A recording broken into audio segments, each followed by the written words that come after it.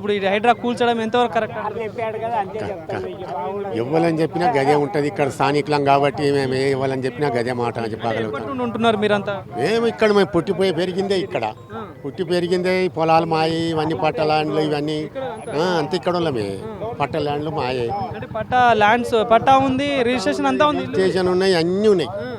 ఏది లేదన్నట్టు కాదు. వాళ్ళు ఏంటంటే ఎఫ్టీఎల్ అని ఒకటి ఎఫ్టీఎల్ పెట్టి బొబ్బర్ దాన్ని పెట్టి చెరువుల భూమి అని వాళ్ళు చెప్పుకుంటున్నారు. కానీ అది కాని పని. 7 ఎకరాల 34 గుంటల భూమి చెరువు జాగున్నది, చెరువు కట్టపంటి. కూల్చడం కరెక్టే అంటారు? అసలు కరెక్ట్ కాదు అని చెప్తున్నాం కదా.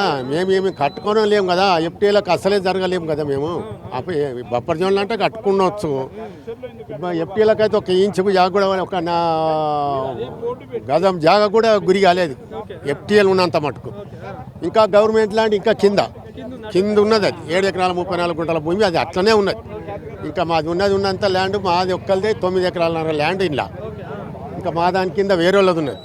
అప్పుడు కనీసం సరే కబ్జా అయిందో ఏదైందో సరే కనీసం నోటీస్ అయినా ఇస్తున్నారా, ఇన్ఫార్మ్ చేస్తున్నారా? నోటీసులు వీళ్ళు మొన్న ఫ్రైడే రోజు వచ్చారు, ఆఫీసర్లు వచ్చి జిహెచ్ఎంసీ వీళ్ళు మండల ఆఫీసులు, మన హైడ్రా మినిస్టర్ ఆయన సార్ రంగనాథ్ కాలే, కానీ అలా చెతికింది. ఇంకోసారి 4-5 వచ్చారు, ఫ్రైడే రోజే వచ్చారు, చెప్పుకుంటూ పోయారు. బాబు మేము గుల కొడతాము, ఎఫ్టీలో ఉన్నాయి, కమర్షియల్ ఏమైనా ఉన్నాయి అయితే ముందుగా పోతాయి అని చెప్పాడు. అంటే మీరు ఇప్పుడు రిజిస్ట్రేషన్ ఉంది, పట్టా ఉందని మరి చెప్పారా? మీదంతా చెప్పాము. అవన్నీ మాకేం అడగొద్దు, మీరు అక్కడ కమిషనర్ హైడ్రా కమిషనర్ తనివ్వండి అంటాడు. మనం ఇక్కడ వచ్చిన అధికారాలు మీరు అక్కడ చేసుకోరు, ఇక్కడ మీరు ఏం చేసినా అది కాని పని అని చెప్తారు. సో మరి మీ అనుభవంలో బాబా ఇట్లాంటి వైఖరి ఎప్పుడైనా చూసిలా మీరు? చూడలేము కదా. ఇన్నేళ్ళ నుంచి మేము పుట్టింది పెరిగింది ఇక్కడ. ఇన్నేళ్ళ నుంచి కూడా మేము ఇటువంటి ఇది చూడలేము. మేము ఈసారి ఇక ఈ గవర్నమెంట్ వచ్చింది మాకు గరీబులను కథం. వాళ్ళు ఏమంటారు అంటే అక్రమాలు అయిన బిల్డర్లు కట్టుకుంటున్నారు. ఎమ్మెల్యేలు మంత్రులు ఉన్నారు నోట్ మీద. మరి అక్కడ ముస్లిం ఆయన పేరు ఏం పేరు, ఓవైసీ సద్యము. మరి 3-4 ఎకరాలు కబ్జా పెట్టి అపార్ట్మెంట్లు బిల్డింగ్ కాలేజీలు కట్టాడు. మరి గాడికి ఎందుకో ఓతలేదు, ఎందుకు గవర్నమెంట్ పోవాలే కదా. మరి గట్వంటలే చేసుకొచ్చి తర్వాత గరీబుల మీద పడితే మంచిగా ఉంటుంది కదా. అది పోతలేరు కదా. అడిగి పోతే ఏమవుతుంది, గవర్నమెంట్ ఉండదు, గవర్నమెంట్ ట్విస్ట్ అవుతుంది. మరి పేదోడు ఇయ్యడు. మరి పేదోని కొడితే ఏం లాభం నీకు? ఇప్పుడు నీకు పేదోని కొడితే ఏం లాభం లేదు కదా. అట్లా ఇప్పుడు ఇదిగా ఇది చేస్తున్నారు గవర్నమెంట్ ఇప్పుడు. సో మరి ఏంటంటే మీరు ఎన్నుకున్న ప్రభుత్వం ఇది, సో మరి నచ్చుతుందా మీకు ప్రభుత్వం వైఖరి? ఏమున్నా ఇక ఇటువంటి గవర్నమెంట్ మనం చూడలేం. ఇప్పుడు వాళ్ళు ఎప్పుడు 68 నుంచి 69 నుంచి రికార్డు అంటున్నారు. అప్పుడు కాంగ్రెస్ గవర్నమెంటే ఉన్నది కదా ఆ రోజుల్లో కూడా. మరి అన్ని ఇచ్చిరు వాళ్ళే కదా అప్పుడు, వాళ్ళ అధికారులు వాళ్ళే కదా అప్పుడు కూడా. మరి ఇప్పుడు ఈయన రేవంత్ రెడ్డి వచ్చి గవర్నమెంట్ నేను ఇవి కూడా కొడతా, నేను అవి కూడా కొడతా ఇవన్నీ చెప్పుకోవడం అది అయితే మాకు మంచిది కాదు. చాలా చెప్తారు. మరి ఇప్పుడు ఒకవేళ చెప్పాలనుకున్న గవర్నమెంట్కి ఏం సలహా ఇస్తారు ఇట్లాంటి వైఖరి? ఇస్తాము. మరి మొత్తం గవర్నమెంట్ తీసేసుకోమని మాకేదో బెనిఫిట్ ఇస్తే వెళ్ళిపోతాం కదా. అట్లా కూడా ఇప్పుడు నీకు కావాలి ల్యాండ్, గవర్నమెంట్కి ల్యాండ్ కావాలి అనుకుంటే మాది ఏదో మాకు ఇచ్చేస్తే మేము వెళ్ళిపోతాం కదా. ప్రభుత్వం చేయాల్సిన సమస్యలు బొచ్చడు ఉన్నాయి, గెలిచిన గ్యారెంటీలు అట్లనే ఉన్నాయి. గ్యారెంటీలు ఇయ్యేదాలకనే ఇక్కడ పడ్డాడు, హైడ్రా పెట్టుకొని ఇక్కడ జనాల మీద పడ్డాడు కదా గవర్నమెంట్.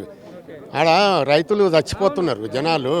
నువ్వు ఒప్పుకున్న ఒప్పందాలు అక్కడ ఒక్కటి కూడా అమలు కాకపోతే అక్కడ చచ్చిపోతున్నారు జనాలు, రైతులంతా చచ్చిపోతున్నారు అక్కడ. అవన్నీ మానిపోనీకి ఇక్కడ పడ్డాడు. హైడ్రా అని ఏదో ముంగట పెట్టుకొని మొత్తం జనాల మీద పడి ఇట్లా చేసుకుంటున్నారు వాళ్ళు. మర్చిపోవడం కోసం ఇక్కడ వీటి మీద వెళ్ళిపోవాలి. అది ఈజీగా అర్థమవుతుంది కదా జనాలకు. మరి చెప్పండి అన్న, మీరు ఇక్కడేనా బాబాయ్, స్థానికులేనా? సో రైట్, చూసారు కదా ఇక్కడ స్థానికులు చెప్తున్న పరిస్థితి అయితే ఇదైతే చాలా అన్యాయం అయితే చెప్తా ఉన్నారు ఇక్కడ ఉన్న వాళ్ళు అయితే. ఎందుకంటే మేము గత 40-50 సంవత్సరాలు పుట్టి పూర మా అంతా ఇక్కడే నుండే ఉంది. సో ఈ ప్రభుత్వం వైఖరి అయితే కరెక్ట్ కాదని అయితే చెప్తున్న పరిస్థితి కనిపిస్తుంది. సో మరికొంతమంది మాట్లాడే ప్రయత్నం అయితే చేద్దాం మనం. సో మాట్లాడుతున్నారు, ఇక్కడ స్థానికులేనా మీరు? స్థానికులేనే. ఓకే, సో ఏందన్నా మరి నోటీసులు ఏమైనా ఇచ్చారా మీకు ఇదంతా కూల్చడం గురించి? అంటే నేను బాధ్యతని కానీ ఇతరులు వాళ్ళు కూడా మన బాధ్యతలే కదా. ఒక మాట, వాళ్ళు కూడా మన బాధ్యతలే కదా. ఇది ఒక్కరోజుతో కాదు, ఎన్నో సంవత్సరాల నుంచి. కొన్ని తాత్కాలికంగా 1 year 2 year వేరే పార్టీ మీద ప్రతిపక్షం చేద్దామా అనేది కాదు కదా ఇది. కాబట్టి దీన్ని కొంచెం ఆలోచించాలి. ఎందుకంటే ఇంట్లో గరీబులు ఉన్నారు, పేద ప్రజలు, వాళ్ళకి. ఎందుకంటే ఒకవేళ హైదరాబాద్కు ఎగ్జాంపుల్ నేను 15 సంవత్సరాలే వచ్చి కూలీనారు చేసుకొని ఇలాడు కూలీనారు చేసుకొని ఒక రూమ్ కట్టుకున్నాను అనుకో, అప్పుడు నేను హైదరాబాద్ ఇల్లు కట్టుకుంటాను ఈ బాధ్యతుడు అంటాడు. అప్పుడు ఎంత అకస్మాత్తుగా ఆయన అంటే ఏమి కావాలాడు. ఇప్పటికీ అప్లపాలు ఉన్నది వ్యవస్థ. కొంచెం ఆలోచించాలి. దాంట్లో ఉన్నోళ్ళు ఉంటారు, లేనోళ్ళు ఉంటారు. అందరినీ కొంచెం ఆలోచిస్తే ఎంక్వైరీ చేస్తే బాగుంటుంది అన్నట్టు. అంటే ఇక ఏమంటారు చూడు, అట్లా ఆలోచిస్తే బాగుంటుందని నా అభిప్రాయం. కానీ బాబాయ్ అంటే మీ అనుభవంలో చూసినప్పుడు ఎన్నో ప్రభుత్వాలు మారినాయి, ఇట్లాంటి వైఖరి ఎప్పుడైనా జరిగింది అసలు? అదే చెప్తున్నా కదా, జరగలేదు. ఆలోచించాలి. ఆయన ప్రజలు ఎన్నుకున్నారు. అబ్బో ఏమో జరుగుతుంది ఎన్నుకున్నారు. ఆహాహా అని పాటలు పెట్టి కూడా ఏదో అనుకున్నారు అని దాన్ని ఆలోచిస్తే మంచిగా. ఎందుకంటే లేక అవకాశం వచ్చింది. దాన్ని ప్రజలను ఇంకా అమూల్యం చేసుకోవాలి, ఉపయోగపడే వ్యవస్థ చేయాలి. కానీ ఇసుంటిది ఆలోచిస్తే బాగుంటుంది అన్నమాట. లేకపోతే ఏడవేటు సాంగులు అంటుర్రు. ఆ సాంగ్కు కొంచెం నిరుద్యోగులు కూడా ఎంతోమంది ఉన్నారు, వస్తాయని దాన్ని ఆలోచించి ముందు నడిపిస్తే ప్రజలు ఎన్నుకున్నారు. అదిగా నేను ఒక రైతునే, నేను కూడా రైతునే. ఆ రైతును ఇక్కడ అట్లా అనమాట. నేను కూడా రైతుని ఆలోచించుకోవాలి ప్రభుత్వాలు. ఇక మనం విమర్శించము, ఏ వ్యక్తిని విమర్శించము. మార్పు కావాలనుకున్నారు, మార్పు తెచ్చుకున్నారు. కాబట్టి దాన్ని అమూల్యంగా అమలు చేసుకొని ఇంకా గ్యారెంటీలు కానీ మంచి పేరు తెచ్చుకొని మరోసారి గెలిచేటట్టు ప్రయత్నం చేసుకో. కానీ దాని మీద పెండల్ రావు తెస్తా అది అంటే బాగుంటుంది. మాటలు అందరికీ వస్తాయి. నువ్వు మాట్లాడచ్చు, నేను మాట్లాడచ్చు. ప్రజాస్వామ్యంలో మాటలతో శాతలు చేయాలి. Okay, thank you. ప్రభుత్వం గారు జర మంచిగా చూడ, ఆలోచించు. ఎంతెంత డైలాగులు కొడతావు ఆ డైలాగులో ప్రజలకు మంచిగా చేసుకో. మాటలు అందరికీ వస్తాయి. మాట్లాడుకుని కూర్చుంటే కూడా నేను కూడా చెట్టును కూడా మాట్లాడతా. కానీ ప్రజలకు మేలు చేయు. నేను ఏ ప్రభుత్వాన్ని విమర్శిస్తాను, ప్రజలకు మేలు. Thank you. ప్రజలకైతే న్యాయం చేయు. ఎందుకంటే మార్పు అన్నారు కాబట్టి న్యాయం చేయు. అంతే. ఇక నేను ఒక మాట బాబాయ్ చెప్తే ఏంది అంటే ఎట్లా చూడొస్తాయి? ఇట్లా మీకు ఏమనిపిస్తుంది? ఇట్లా కూల్చడం కరెక్టే అంటారు? ఇదైతే కరెక్ట్ కాదు. ముందు ఇన్క్వైరీ చేయాలి, తిరగాలి, మండలాలు రావాలి, సర్వే చేయాలి. ఇప్పుడు కట్టింది కాదు కదా సార్. ఏవో 50 ఏళ్ళ నుంచి ఉన్నారు ఇక్కడ. అంత మా చిన్నప్పటి నుంచి ఇప్పుడు ఉన్నది కట్టుకునేటప్పుడే పర్మిషన్ ఇవ్వకుండా అయిపోతుంది. అవునా? మరి ఇవ్వకుండా అయిపోతుంది కదా, మరి కట్టు కాదు అది. ఇదైతే పద్ధతి కాదు సార్. మీ అనుభవంలో ఎప్పుడైనా చూసి ఫస్ట్ టైం ఇది. ఇప్పటివరకు వాళ్ళే గవర్నమెంట్ వాళ్ళు ఇస్తారు, గవర్నమెంట్ వాళ్ళు ఊళ్ళో కొడతారు. ఇంకేం చేస్తారు? ప్రజాపాలన అంటున్నాడు అంతే. ఇక నచ్చడానికి ఇట్లా చేస్తే నచ్చదు. ఇట్లా చేసిన రైట్.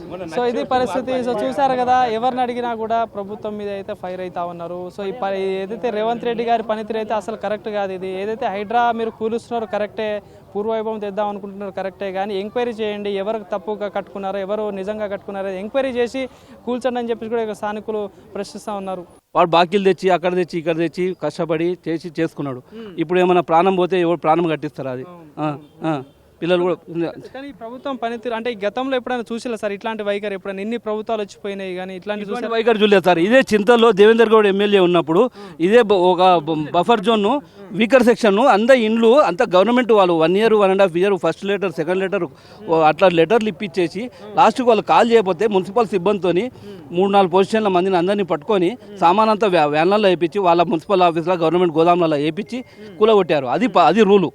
కానీ ఇది ఎగ్జామ్ వచ్చి తీసుకునే టైం కూడా ఇవ్వట్లేదు. అనామత్ లేడీస్ గర్భిణి ఉంటే కూడా దాని మంది దొబ్బేసి అనామత్ ధనా ఉన్నారు సార్.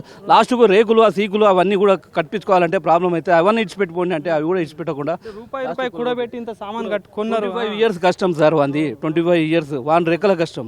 10th అయిపోయింది, ఇక్కడ ఎక్కడో బతకడానికి వచ్చి వాన్ రెక్కల కష్టం ఓన్గా చేసుకున్నాడు. ఇది ప్రభుత్వం ముందే దీనికి ఇదంతా సంబంధించిన గవర్నమెంట్ ల్యాండ్ ముందే పెట్టిందంటే కొన్నారు కదా. అవును సార్. గవర్నమెంట్ ఎవరికైతే ప్లేస్ ఓనర్స్ వాళ్ళను పట్టుకోవాలి, వాళ్ళకు నోటీస్ ఇచ్చి వాళ్ళ ద్వారా చట్టపరంగా వాళ్ళ దగ్గర చేయాలి. ఇప్పుడు రెంటెడ్ వాళ్ళు ఉంటారు. నువ్వు ధనాదాన్ని ఉదయం వచ్చి అదే అపార్ట్మెంట్ కూలగొట్టు ఎంతమంది ప్రాణాలు పోతాయి?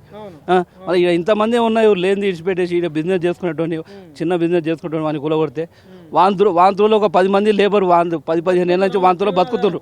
ఒక ఆడు మనిషికి 800 ఇస్తున్నాడు కూలి. ఇట్లకి తక్కువ కాదు కూరగాయలు కోసి ఇవ్వడానికి దానికి. అటువంటి వాళ్ళు 10 మందిని బతికించేవాడిని వాడిని అనామతి ఈ రోజు రోడ్డు పాలు చేసి వెళ్ళిపోయారు. ప్రజాపాలన అని చెప్పేసి ప్రజల నుంచి పాలన సార్. రోడ్డు పాలన, ప్రజార పాలన. ఆ కరెంటు బిల్లు కూడా కొందరికి వస్తాయి మాఫీ, కొందరికి లేవు.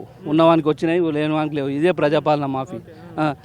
గవర్నమెంట్ ఏమైనా చేసేది ఉంటే చట్టం అందరికీ ఒకటే వర్తించాలి, మొత్తం అన్ని ఊలగొట్టాలి, పెద్దవాళ్ళకు చిన్న వాళ్ళకు అందరినీ ఒకటే వర్తించాలి.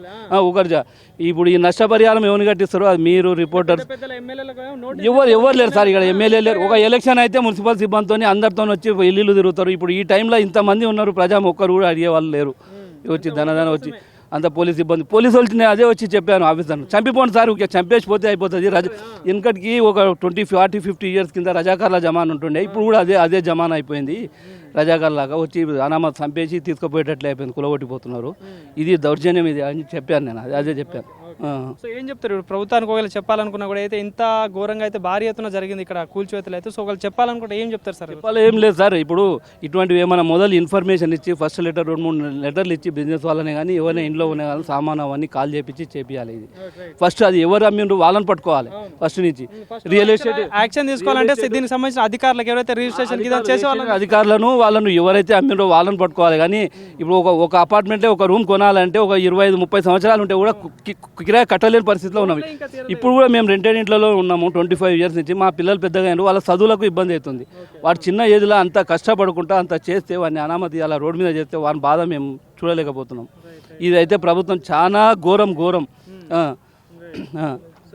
సో చెప్పండి అన్న, మీరు మాట్లాడతారు. సో ఎట్లా చూస్తారు అంటే ఈ కూల్చడం ఎంతవరకు కరెక్ట్ అంటారు? అంటే కనీసం ఇన్ఫర్మేషన్ అయినా ఇస్తున్నారు అసలు? అంటే ఇన్ఫర్మేషన్ అనేది ఇవ్వాలి, ప్రభుత్వం ఇన్ఫర్మేషన్ అనేది ఇచ్చేసి నోటీసులు ఇచ్చి కూలగొడితే బెటర్. ఎందుకంటే లక్షల్లో పెట్టున్నారు కదా వీళ్ళు పెట్టుబడి. కానీ కూలగొడటం మంచిదే, బఫర్ జోన్లో ఉన్నట్టు కూలగొడటం మంచి చెరువులను రక్షించడం మంచిదే. కానీ బట్ నోటీస్ ఇచ్చి ఇన్ఫార్మ్ చేసి ఒక 1 వీక్ 10 డేస్ కష్టపడి అది ఇవ్వదు, చేయటం మంచిదే. కానీ బట్ నోటీస్ ఇచ్చి అందరిని ఖాళీ చేసి చేయించాలి. ఎందుకంటే అట్లా ఉంచేసి కొన్ని లక్షల రూపాయలు పెట్టుబడి ఉన్నారు కదా, అది తప్పు. కానీ ఖాళీ చేయించడం అయితే మంచిదే, బఫర్ జోన్ చెరువులు మంచిదే. ఇన్ఫార్మ్ చేసి ఖచ్చితంగా ఇన్ఫార్మ్ చేసి మనకి ఇదంతా చేస్తే చాలా బెటర్గా ఉంటుంది. ఇక ఇదే కాదు నెక్స్ట్ టైం అయినా కానీ అది చేస్తే బెటర్. అంటే ఇట్లాంటి వైఖరి ఎప్పుడైనా చూసిలా? మీరు ఇక్కడ స్థానికంగా ఎప్పటి నుండో ఉంటున్నారు కదా, అంటే చాలా ప్రభుత్వాలు పోయినాయి, ఇదే ఫస్ట్ టైం చూడటం కూడా మనం. రేవంత్ రెడ్డి గారి డిసిషన్ మంచిదే కానీ బట్ ఇన్ఫర్మేషన్ లేకుండా చేయడం అనేది రాంగ్.